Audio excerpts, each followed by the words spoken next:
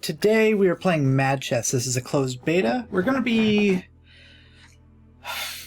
learning the game, figuring out how everything works, and all in all just trying to wrap our heads around it. Humans are just a normal chess army, and let's hop into versus mode. Let's try as fairies against human and give this a shot.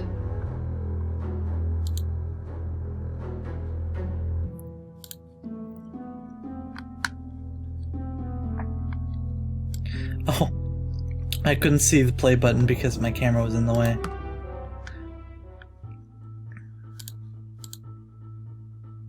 Let's see, I am fairies, which is based off of the ranger class.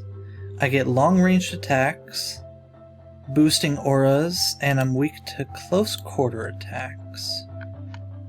My pawn will promote to the rook, which is this mushroom boy. What's the range on these? Oh, surround 3, normal knight, 3. Okay, so everything moves pretty much as you expect. Everything is range of 3, except the knights. And then with that downside comes upsides. What's my pawn do? Okay, so it promotes, and it promotes to this guy. The shroom, which has range spores. Any surrounding adjacent pawn or king to the shroom gains +1 non-capturing movement.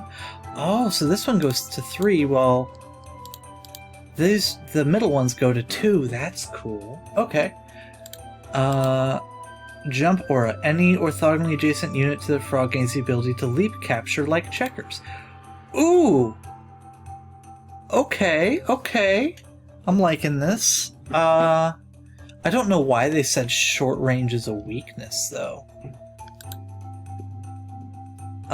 Flying arrow. Can capture enemy pieces from diagonal distance of 2 or 3, but not in any square directly around it. Oh, so it has a free capture on the pixie.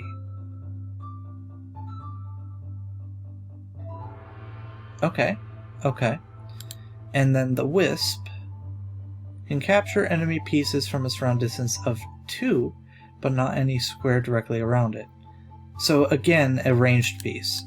Okay, so this is giving me... So these two are just buff units, and these are free range pieces.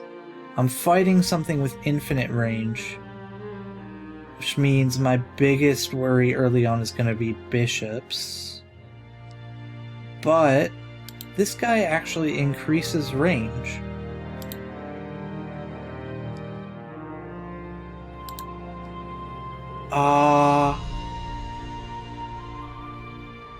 Huh. And then he has a range of 3? Okay. Well, this is probably still the best move in the position. Typically.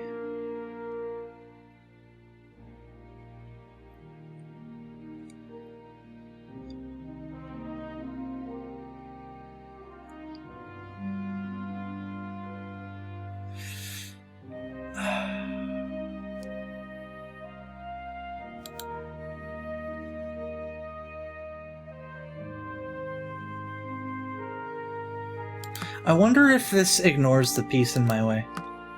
It's time to find out. That's not a risk. I actually have enough central influence just with this that I'm going to try something.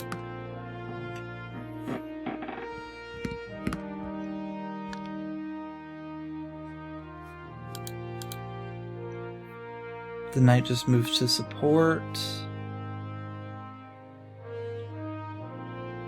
It says any piece, right? Yeah. Alright. Well, let's go ahead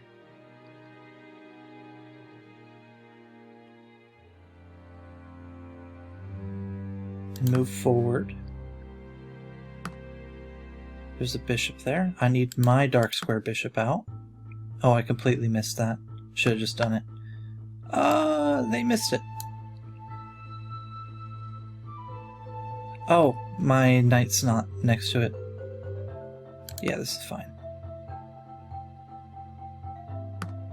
They didn't capture back, but I could just kill this for free.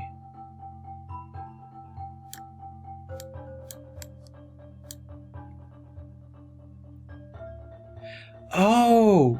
Okay, so it's not a ranged capture. That's why it's said to have...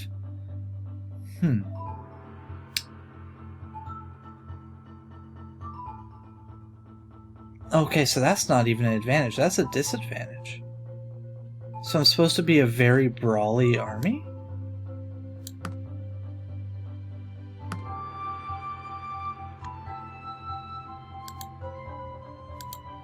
That's weird. Hold on. I'm just gonna test something real quick. Okay, so yeah, I could capture without moving. I thought so.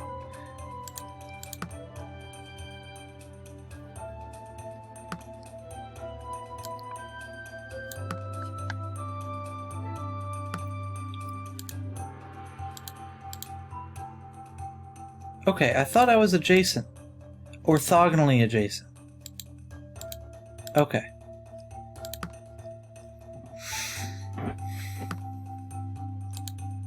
Again, can't touch that.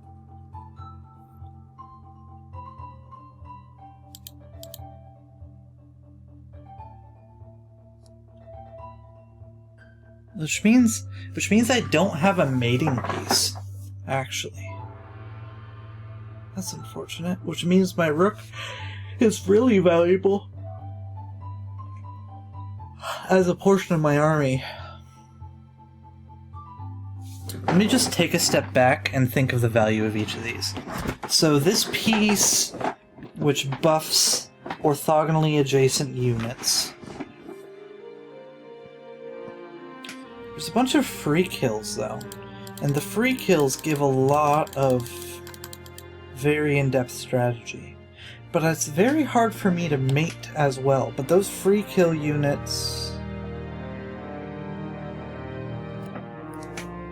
They have no loading time, so I can't compare them directly to the Holy and Demon Battalion of Titans Battalion that I'm used to.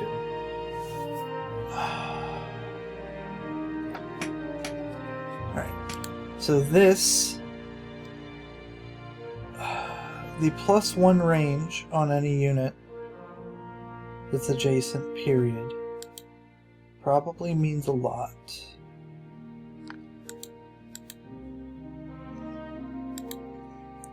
I would say, assuming a pawn is 100 points, which a normal pawn is 100 points and it promotes to a queen, this one's going to be worth a little bit less because this is weaker than a queen. Or this one's going to be worth a little bit less, but assuming this pawn is 100, I would say this is probably between 330 and 360. Is what I want to say. Because that buff is worth at most half a pawn in a given game. And by default, a knight is about 315. And a bishop about 325. These... Honestly, the pixies are pretty good. Having 2 whole 3 kills. Oh, no. I've seen this before. Wild tigers. Chest 2. Wild animals. Yeah, it's the wild tiger from chest 2 with an additional 1 range. Which the wild tiger from chest 2 is worth about the same as the knight or the bishop. So this one's going to be worth a bit more.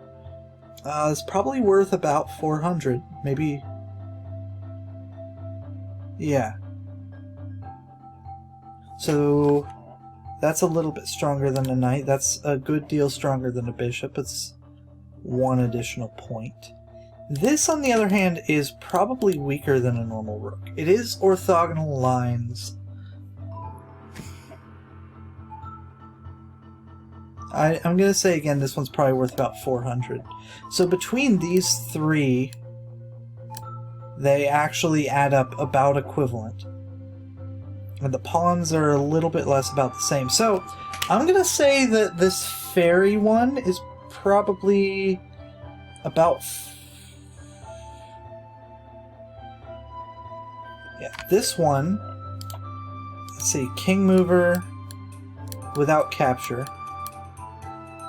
And actual full attack squares. So I'd say this one's probably worth about 4 as well. So Pixie should be... Or not Pixie, Fairy I think this battalion was? This army, whatever. It's probably down about 5 pawns from normal chess. If we go on the safe side, 4 pawns. Okay, so I'm gonna put that down as a score. Note it, -4. There's no special synergies about the placement and that make this absolutely fantastic. But in any case, real quick, I'm going to advancing. It's a mistake here. Just fall back a square, it's fine. This is the safest.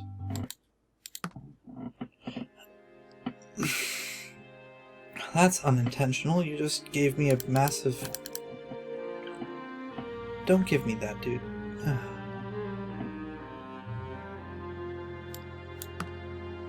Sure. Can't... Oh, not any square directly around it. That actually drops that down. So it's probably more in line with the normal wild tiger. So this should be about the same as a bishop. So it's worth 3.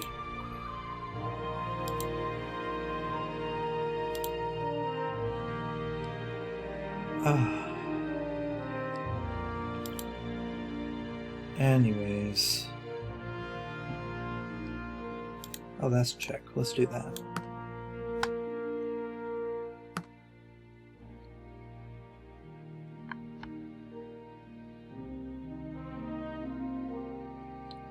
Like I said, I don't have a checkmate piece, so that means I'm always in an endgame compared to my opponent, and as long as they keep the queen alive, I should be winning, in most cases. Or they should be winning. Yeah. Knight's dead, so I can go back to here. What are you doing? Bro, I'm so done. Yeah, this AI is pathetic.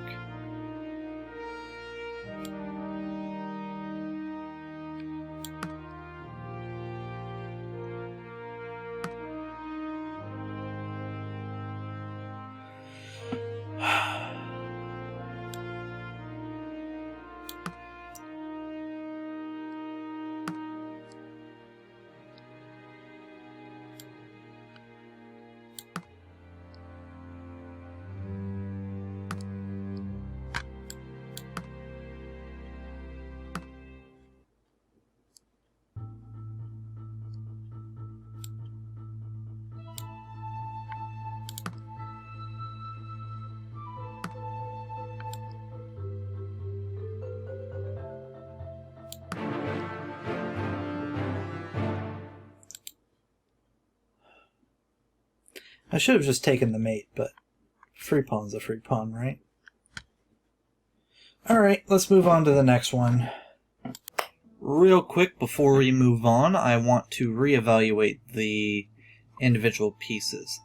This is still, I'm going to say, worth about 4. This is probably worth about 3.5.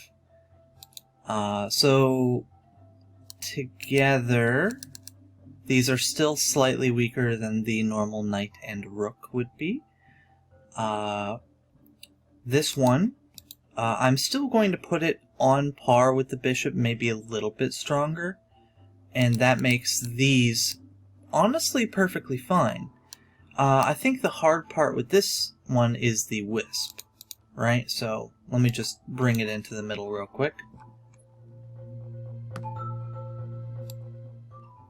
Now, the wisp here, having that 2-away be a capture without moving, and it always captures without moving, is certainly interesting.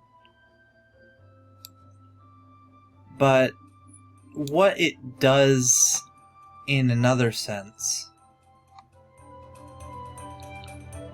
it's a wild tiger on the diagonals, which is already worth about the same as a bishop. It's forced to capture using the wild tiger movement every time, which is a slight downgrade.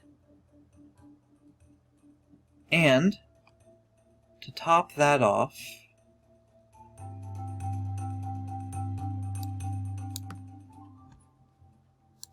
it's capable of doing the rook lines as well, and the rook wild tiger being able to capture without moving on the 2-away square is probably just fine. But where do I rate that? Okay, so this is wild tiger would be 3, but because it can't do the 1-away, it is 2. Don't think that's too ambiguous. And that's just in strength on the attack. Rook would be normally wild tiger to 2 rook. Honestly, not that much more, probably 3.5 without this. Attacking 2.5. The king movement in general needs to be accounted for maneuverability, so add another 1, so it just refreshes back on wild tiger there. So now we are at, this diagonal would be 2, this orthogonal would be 2.5, added together that's 4.5, add 1 more, that's 5.5, we have 2 combinations, so that's another 1.5. So it's worth about 7, so it's worth about the same as the squirrel would be, which is still a powerful piece, but it's 2 weaker than the queen at a baseline, and plus there is definite lack of synergy. Medieval has more synergy, and its pawns are worth more. So I'm still going to say that fairies are down about 3, maybe 2.5, but they're still notably weaker. Anyways.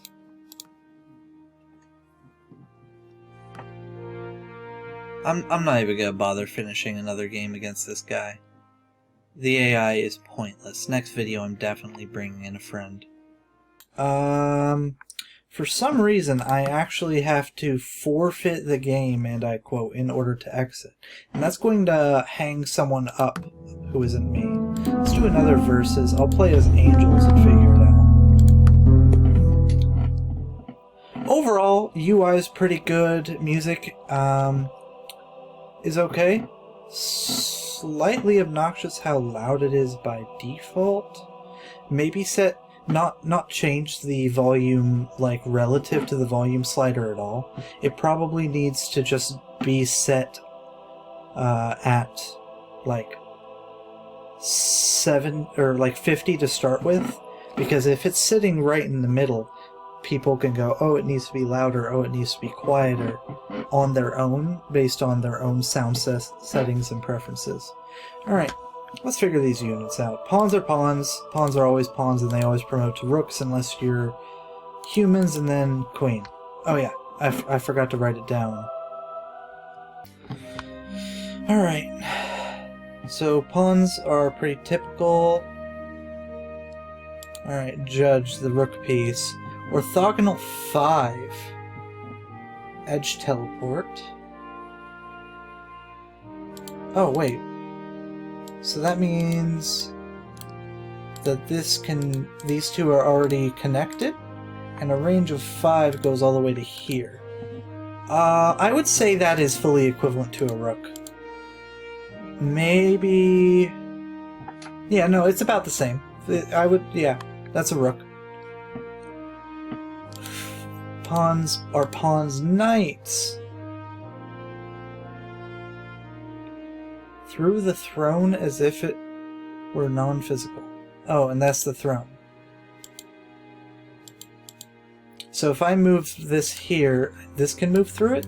Oh, that's worth a bit. That's worth a good bit.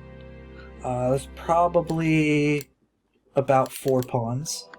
Okay, so far, comparing to humans, this is up 1. No, up 2.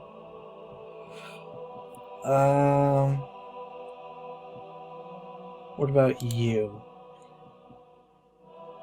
Range of 5 can bounce off of the wall once per turn. That's probably about a bishop. That 5 range is actually going to matter a lot less for a bishop, because... Yeah, what spots... So that means that along these lines, they're always going to cover bishop squares. And then they have additional coverage compared to a bishop in some situations. And it's only in these middle squares and through these middle squares that's going to have any sort of range issue.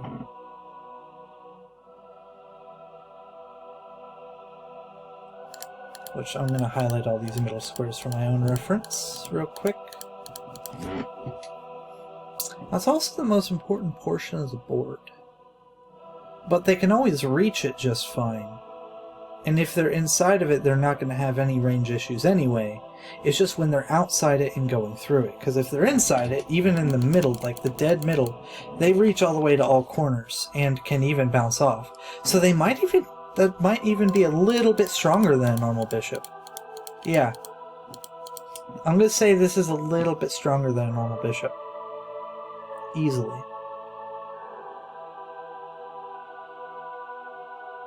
Alright, what are you?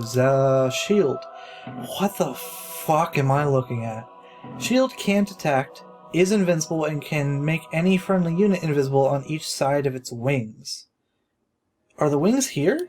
So this is invincible? That's why it's pink, and then the king isn't. Wow, okay.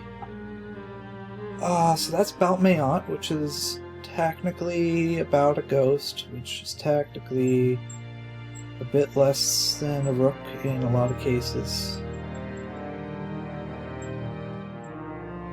That invincible is really good. It's probably about a queen.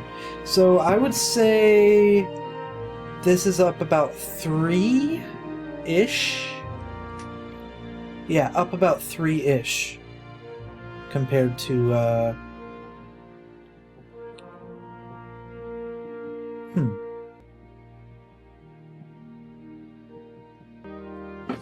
And that's a rough estimate because I'm not fully sure how to evaluate the shield.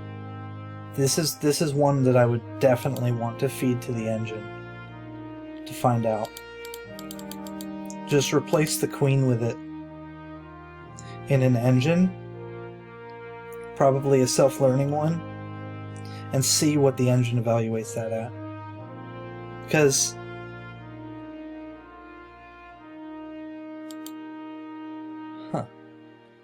oh well. Well, that makes moving this a lot less useful. Definitely in...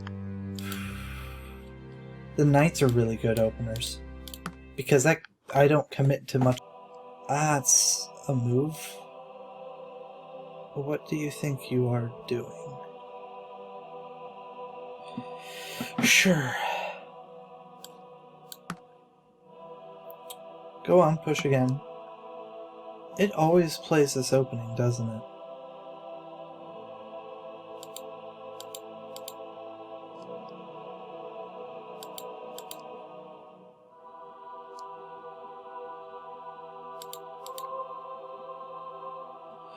Well, at least I know it's consistent. Go on. That's the wrong response. You need to try to kick me off the square. But alright. Range 5 diagonal here. Go on, fork me. I'll just go fork myself then. Oh, I had my range wrong. But you know what? Let's,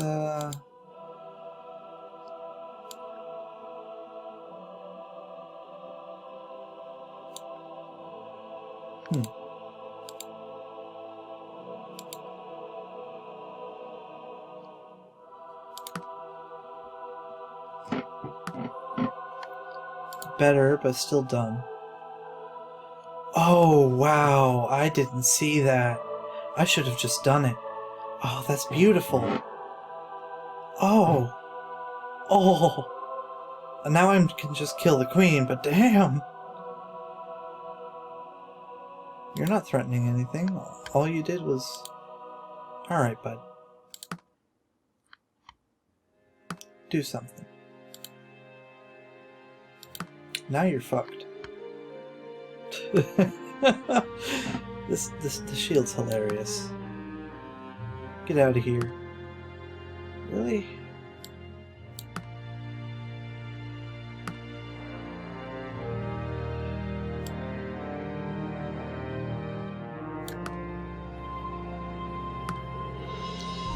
This was the right move. Messed it up.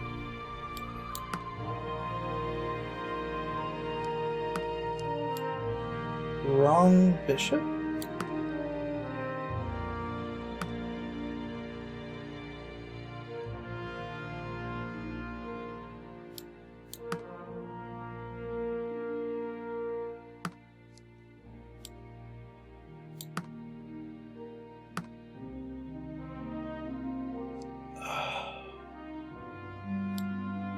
This AI makes me sad.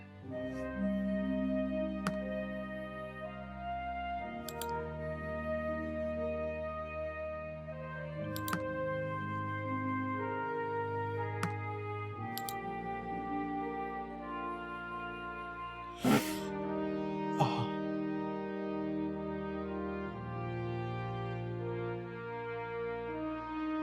I love how these interact. Oh, that's synergy right there. Because you could pass through the thrones? Oh my god. Angels are amazing. Way too strong. This is kind of broken. But,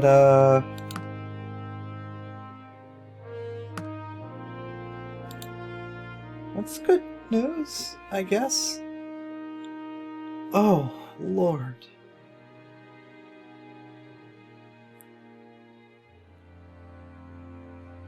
Just seeing this way over here and realizing it's because of the thrones.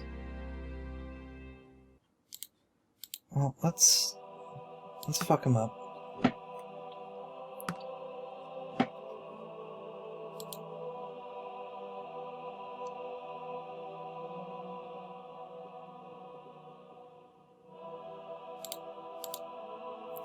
Okay, so it's a surround 3 jumper, right? Yeah. So it's a... I actually like it better than Maat. Which, if... Maat is the god of order in Egyptian mythology, and is also a piece in Great Pyramid in Titan's Battalion, for those wondering.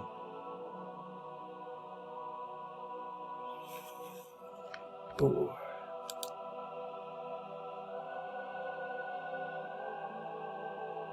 Yeah, I know what I'm doing.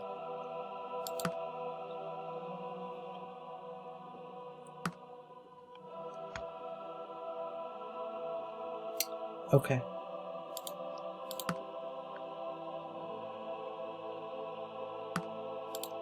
Bro.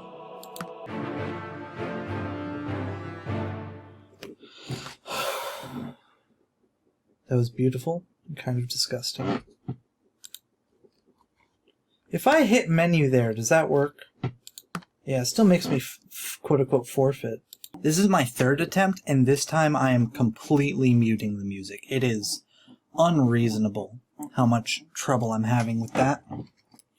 So, from the top, third attempt at re-recording this. Angels are about +3. Fairies are -4, maybe -3. That's a pretty wide range so far. Dragons are next. And yeah, so technically 4 for fairies, and my recommended changes for fairies are actually 3 things. Let's hop into a game. So first of all, frogs should be able to affect all adjacent units, including the diagonals, and also affect pawns. Because think about it this way.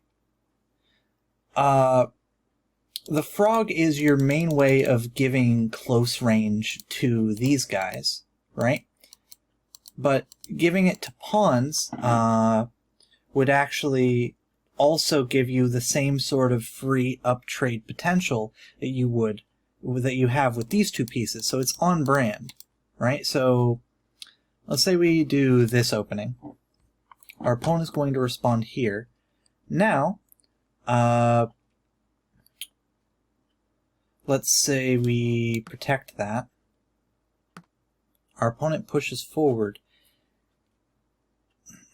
We'll go here, just to try to prove the point. Now, with frog here, even if they protect this, even though this guy is protected directly, this had to happen so that I couldn't free trade. And that isn't possible under current circumstances because both this doesn't affect diagonals and it doesn't affect here. And even with that, this would be a fine position. And there's a lot of cases where trying to make that happen is your tactic as fairies, I would assume. Make those sort of free trades happen and gain enough momentum that way to counteract the fact that all your pieces are so much weaker than your opponent's for the most part. Because the shroom is definitely weaker than the rook, and the bishop is about on par with the enemy, maybe a little bit stronger. And the frog is, of course, a little bit stronger, and your queen is a decent amount weaker. I think I rated the pixie, the wisp, forgive me, at 7? Yeah, that sounds right. Okay. And let's see if the bugs still exist when the music is completely muted. It does. It's at 100. Nice, right? Real quick, before I forget, I actually forgot to cover something with fairies. The frog buff is only one of 2 things that one of the 3 things I was suggesting. The other 2 are actually shroom buffs, where I want to increase its range from the current 3 to 4, right? And increasing that range to 4 would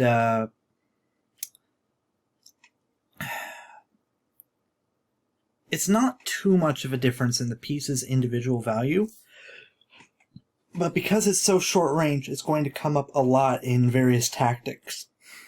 So you will feel its impact, even though it's not going to push the shroom's independent value that much. It's a small change. The same goes with the other shroom change I'm suggesting, which is allow them to stack with other shrooms. So, for example, 2 shrooms next to each other in the middle. Now both would have a range of 5, actually allowing them to go up the middle of the board and completely hit that circumstance. And 5 is really the threshold for what is a normal rook lift to be effective. So, and it only does pawns and kings right now, and that means that it can go to here. But if it was, you know, capable of stacking with each other, that means 2 shrooms in the middle would cause these guys to go not only to here, but all the way up the board. And I feel like that would be really helpful. Just That's kind of important.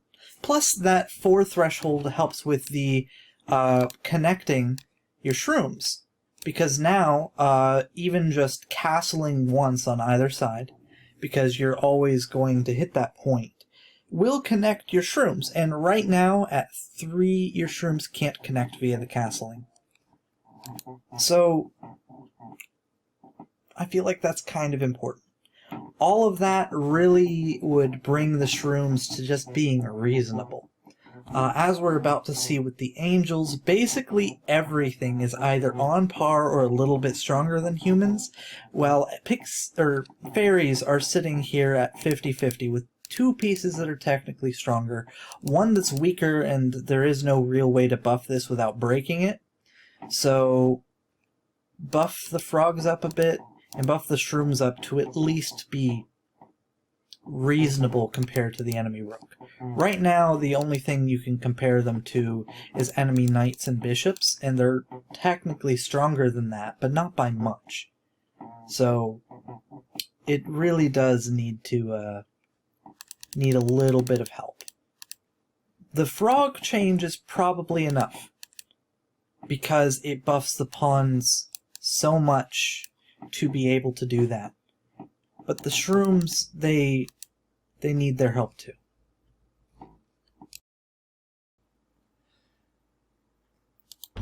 Alright, now angels.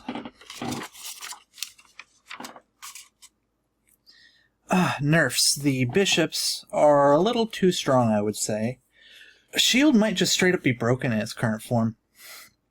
It might need a movement limitation, so it takes actual strategy to position properly.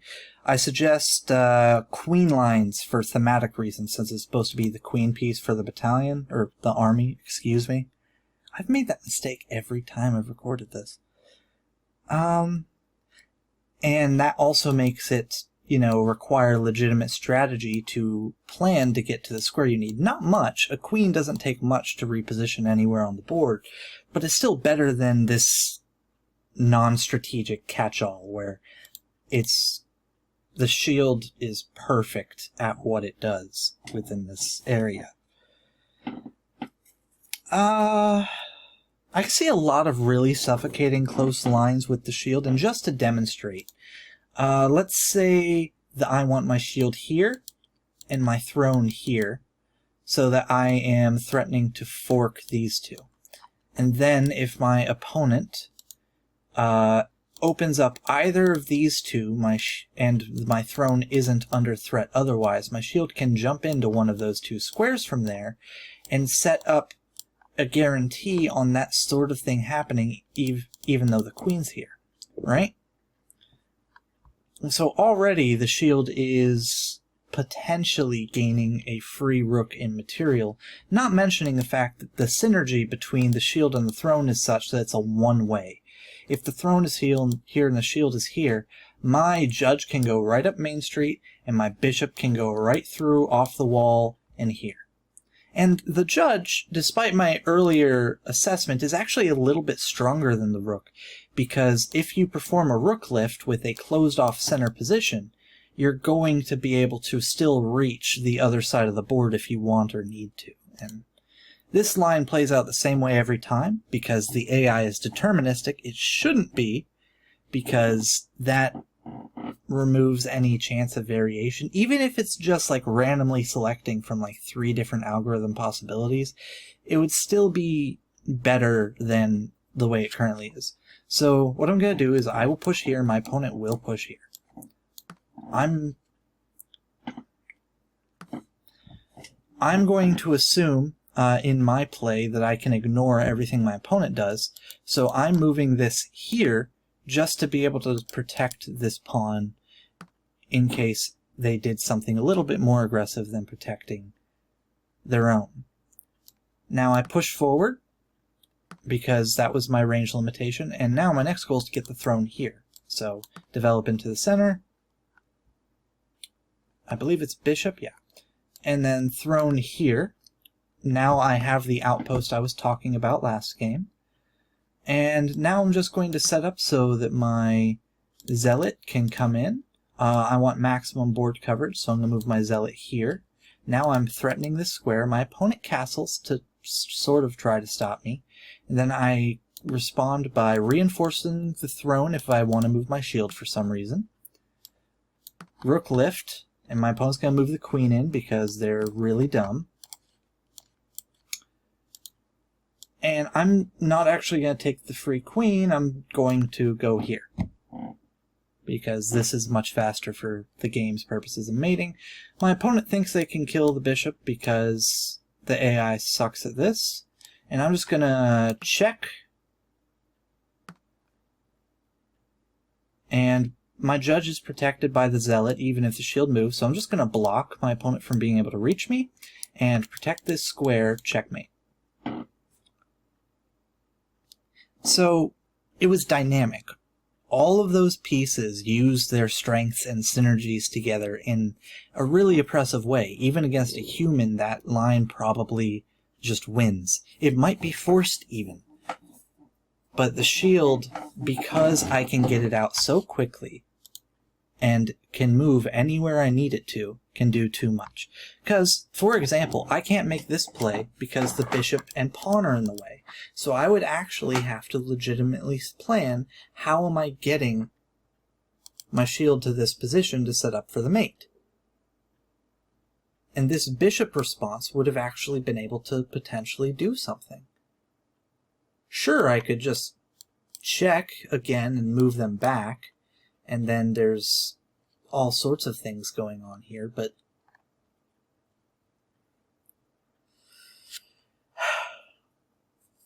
it's too much as it is. Too much. Now, I also potentially suggest reducing the zealot's range by 1, because what that would do, right? Because the line that I was checking last time, because it actually has a range of 5. So that means it is perfectly covered inside of, not that, this range. So I messed this up. It's a range of 5. So the only squares where its current range limitation matters is if it's outside of these 4 squares trying to pass through those squares. And even then, that's only 1.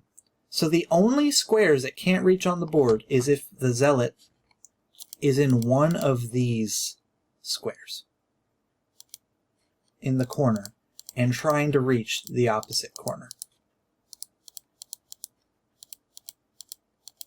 That's the only time it matters. And even then, this one can still reach this one, it just can't reach all the way to the end. So the Fianchetto squares are kind of just half measures. That's the only limitation it has. And if it goes down to 4, that goes up by quite a bit. Now it's actually like I previously tried to assess it as, where these are the problem squares and it has to pass through these squares for its range limitation to matter, right? And what that does is that increases the squares where that matters to the entire corner. These are now the squares where there are squares that it cannot get to. And I'm serious, you can map it out. Once I'm here, I can go all the way to here, and I can go all the way to here, because I'm not inside of those corners. But here, there's one square that I cannot reach. Here, I can reach everywhere. Here, there are 2 squares that I cannot reach. So the range of 4 is not limiting, or the range of 5 is not limiting enough to matter in the slightest, but a range of 4 would drop it down to be more reasonable to a normal bishop. And it still won't have as much of an effect, because even in the worst square on the board for them, here there would only be 1 square they can't reach. Not just that, like, the ricochet means they need that range limitation. So it starts here at 5, 2, 3, 4, 5. It reaches all the way there. 2, 3, 4, 5. Now, by dropping it down to 4, it removes those. Now, let's say the bishop is actually here, because this is where things start getting ridiculous. 1, 2, 3, 4, 5. 1, 2, 3, 4 corner. 1, 2, 3 corner. 1, 2, 3, 4, 5. This is its range at 5 in the center of the board. That is significantly more squares than a normal bishop. And considering that is the exact square I put it on, and it could pass through a couple thrones protecting both of them, and a shield can protect it and move in and make this matter more, dropping it down to 4 really doesn't seem so unreasonable. Ooh, I miscounted. Oh, I was looking at this square in the center. So let's actually consider this square so I don't fuck this up this time. 2, 3, 1, 2, 3, 4, 1, 2, 3, 4, 1, 2, 3, 4. Still better than the bishop in the middle of the board. This is that 5th square, this is that 5th square. It's not that much of a nerf at all. And honestly, it's probably necessary. The shield nerf might still be enough. In fact, the shield nerf might be a little much, but considering every other piece is stronger than its counterpart in the humans, and the shield is honestly oppressive right now, it's something worth considering. And I would suggest this far before suggesting a change to the judge, because the bishop cares a lot less by its range 5 than the judge. It's because the judge always has a maximum of 7 squares it can reach, other than its own in a given rank or file, while the bishop, in a lot of cases, is less than 5 and is going to get at least 1 bounce.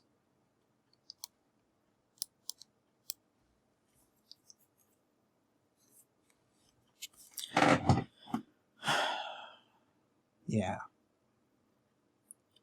And the shield works, it's so strong on aggro that you don't even notice how strong it can and will be on grindy games and defensive games, which can come up more in something like Dragons, which we'll get to in a little bit.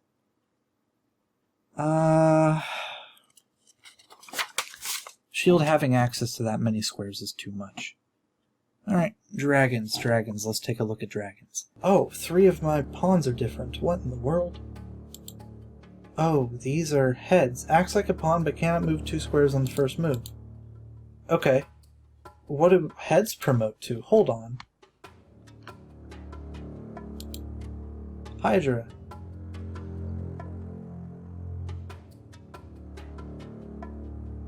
Oh, when the heads of the Hydra are cut off, it can make more. So these are regenerating pawns, but it has a maximum. But because they're slower, that means a lot for opening theory. How do you move? Surround 1? Why does it not have the forward on the arrow? Can it not move forward? Hold on. Just because I want to test it, it's probably not going to matter. No, it can move there. Yeah, your boy's missing an arrow. I don't think that's intentional, because he could totally move there. Alright, Wyvern. Diagonal 3 poison stab. If a creature by a unit directly... If captured by a unit from directly beside it, the poison will also capture the attacking piece. So it's a bit of a back and forth. Basically, it stings right before it dies. Okay, that's very viable, very flavorful. Is this gonna be that same opening again? This and then this? Come on, man.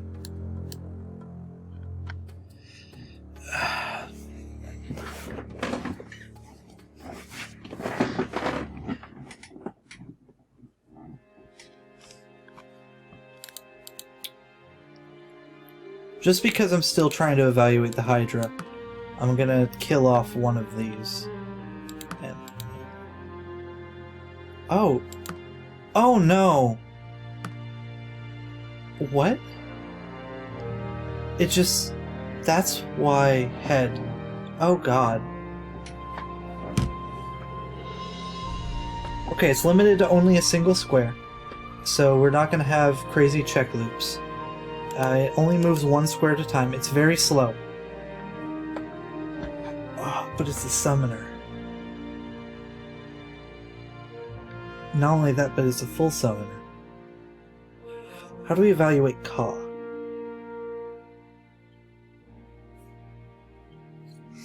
We evaluate Ka by saying it wins the endgame. Usually. Because Ka is just as slow. And just as limited in similar ways. This thing can still attack, unlike the Ka, but the Ka's summons are a little bit stronger. But the Ka's summons cannot move.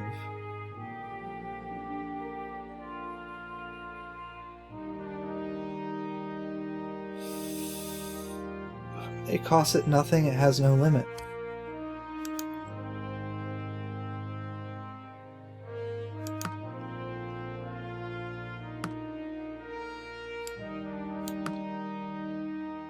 I'm just gonna abuse this. Okay. Oh! Once the total is below 3. Okay, so it counts the 3 columns. So I need to go one more out in order to start summoning. Okay, that's not how that works. Understood. That was a mistake then. How do you... You're a jumper, leaper to there. On capture allows the Hydra to increase its maximum head capacity by 1. Okay, so this thing's built around the summoner.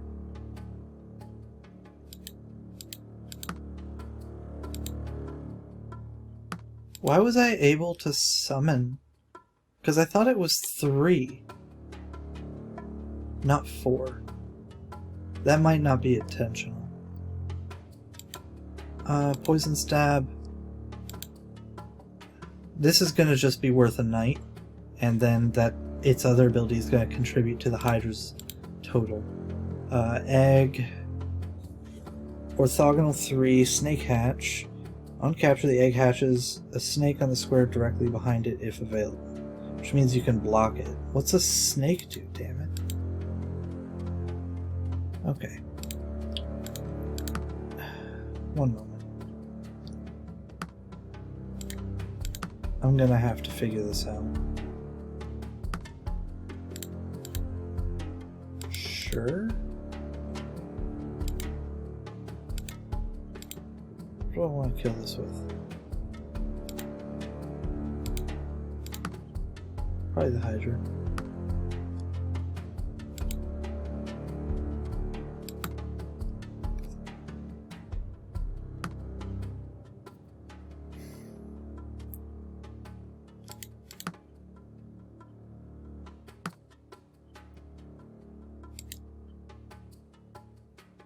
This is a king mover minus that. So it's probably worth about the same as a gold general movement wise, which puts it a little bit below the knight. Probably. I nearly have it trapped. Unfortunately.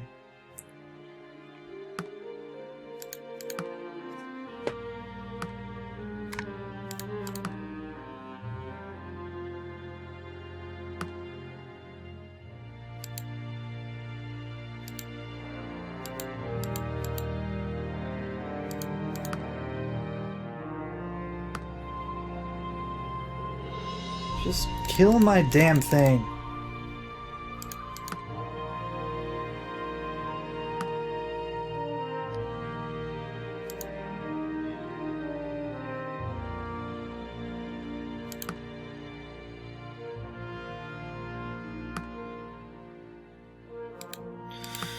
Why do I bother?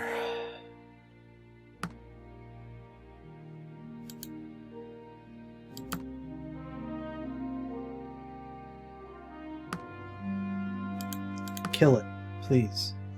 I need to see what a snake does.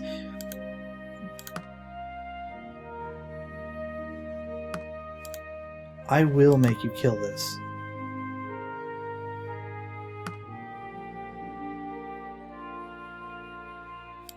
Where's my snake?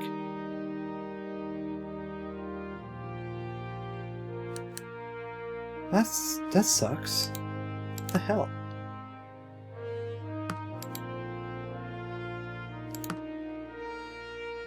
Does it not count if the king... I fucked this up. Just kill the damn thing.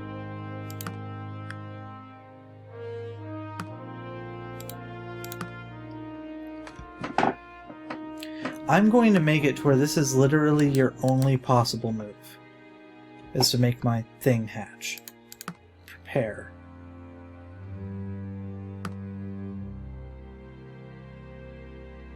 You even pushed the... Oh. It's okay. I can still make this happen.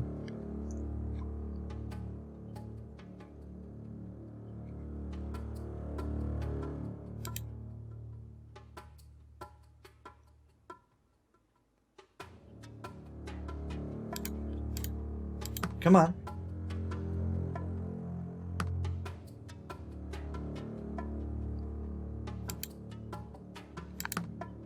Sure.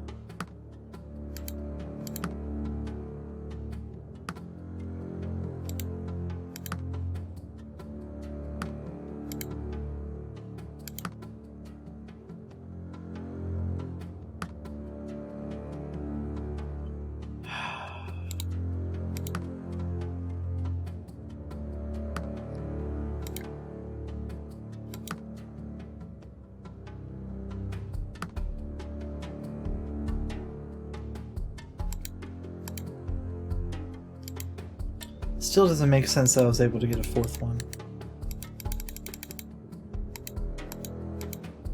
Because I know my limit is 3, but I had 4 on the board. And I don't know why.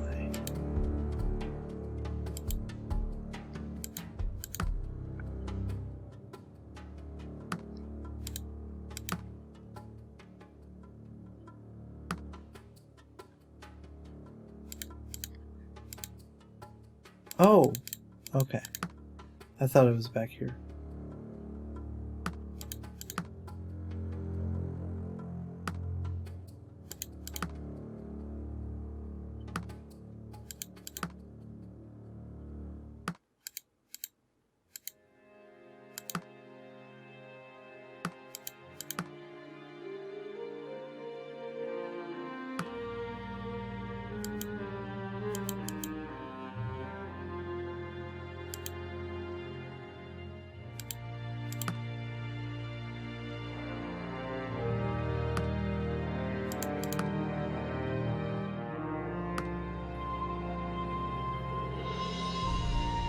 No legal moves.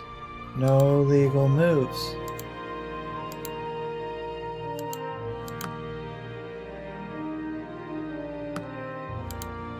Just capture what?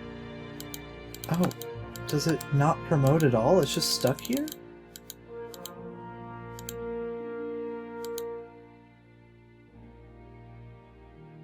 It says it promotes.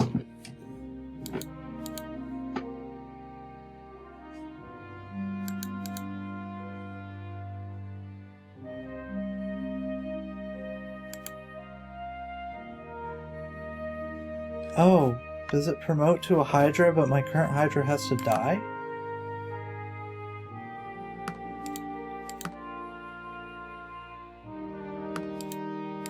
Okay, now you'll finally capture. That's a snake. Diagonal 1!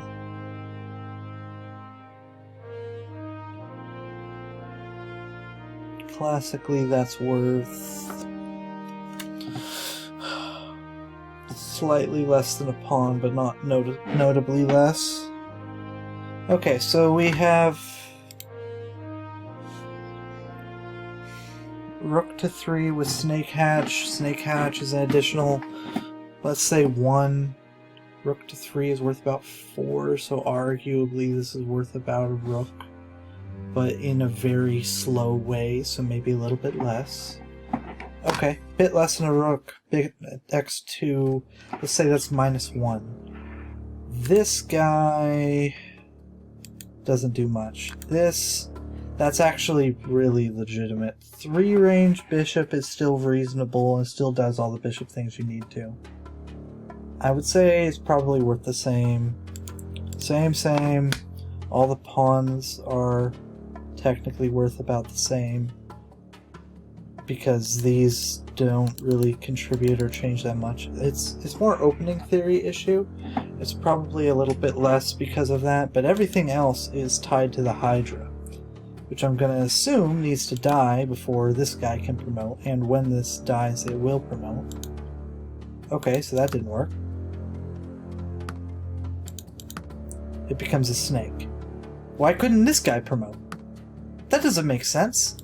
Oh, this must have been my glitched one.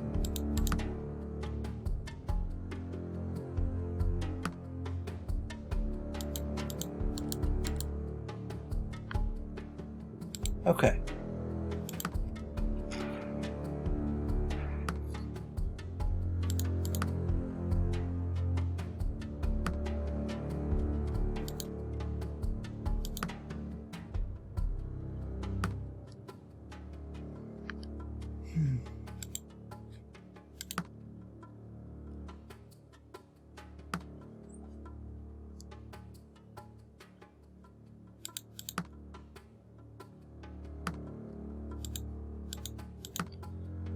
I'm going to finish this game up before I try to evaluate the Hydra properly.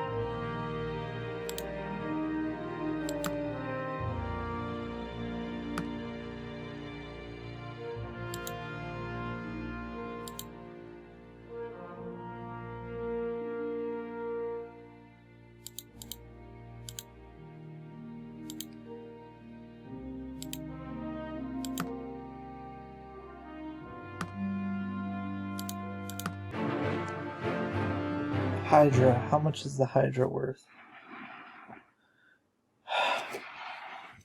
Well, that comes down to the average number of additional heads you can summon per game and how well you can utilize them. Let's go ahead. First of all, it should be worth about 3 on its own. You can't generate more. Let's assume that that glitch is fixed. And it will summon about 4 per game, with massive endgame potential for basically infinite rooks. Okay. So let's actually... It's probably pretty close to the queen. That's weird. Alright, I'll bite. That works. It only summons to 1 square, too. So it might even be a little bit less than the queen. It's a king mover, but it's not a king mover that can mate on the back rank, or in general. So I still don't have a king mover mating piece in this battalion. In fact, I think Medieval might be the only one that has it. Or humans. Whatever. I'm still getting sidetracked. I think I saw that everything can castle. Okay. So... the Wyvern is actually really powerful against pieces protected by pawns. So, that's going to be interesting. The most powerful knight so far is the Throne by far. I don't know where to put this, and I'm going to go out on a limb and say the dragons are probably about equal. They're up a little bit in some ways, down a little bit in others. It's probably about equal. And honestly, that's going to be it for my review today, guys. This is a really simple game. If we ever got a chance to partner, we would just apply the changes that had to be made to Medieval to this. Assuming everything to Castle, apply universal castling to everything, and apply the battlefield pawn movement. Make it an 8x3, and all 3 of these could easily be battalions. Like the video if you like the video, dislike the video if you dislike the video. Please share your comments down below. And I hope you enjoyed Mad Chess. This is the first day that the closed beta has been open, and honestly, I'm really impressed overall. The game did not feel oppressively broken. The only fairies were a bit weak. Fairies were more weak than angels were strong, and angels were oppressively strong. But I think I'm a little bit off on my assessment on fairies. I would say it might be up a little bit closer to only 2 pawns down rather than 4 pawns down.